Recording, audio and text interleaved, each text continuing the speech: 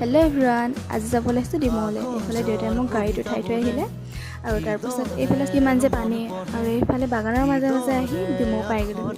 এইফালে দাদাই মোক নিব আহিলে, দাদাহঁতৰ ৰুম পালোঁহি। তাৰপাছত কফি খালোঁ আৰু ভাতো খালোঁ। তাৰপাছত এনেই অলপ টাইম পাছ কৰিলোঁ, দেখিছে নহয়। এইফালে বাহিৰৰ পৰিৱেশটো দেখাই দিছোঁ এবাৰ। তাৰপাছত আকৌ কফি খালোঁ।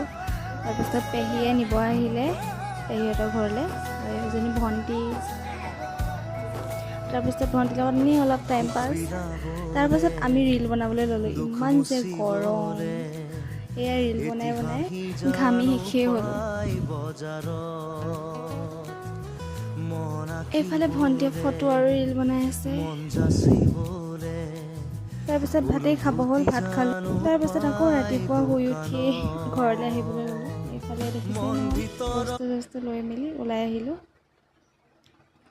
ভণ্টি আগবঢ়াব আহিছিলে পেহীৰ লগত।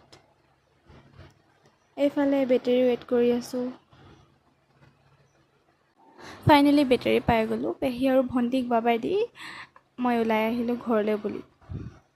এইফালে আকৌ বেটেৰীখনে কাৰোবালৈ ৰৈ আছে। তাৰপাছত বহুত দেৰি ৱেইট কৰাৰ পাছত ফাইনেলি ঘৰৰ ওচৰৰ তিনিআলিটো পাই গ'লোঁহি। আৰু এইডোখৰৰ পৰা খোজকাঢ়ি আহি আছিলোঁ। তাৰপাছত বেটেৰী এখন পালোঁ, তাতে উঠি আহিলোঁ। এইফালে ভাইটিলৈ চিপছ লৈ ল'লোঁ আৰু ফাইনেলি ঘৰ পালোঁহি। যদি ভিডিঅ'টো ভাল লাগিলে like, comment, share and subscribe কৰিব। আজিলৈ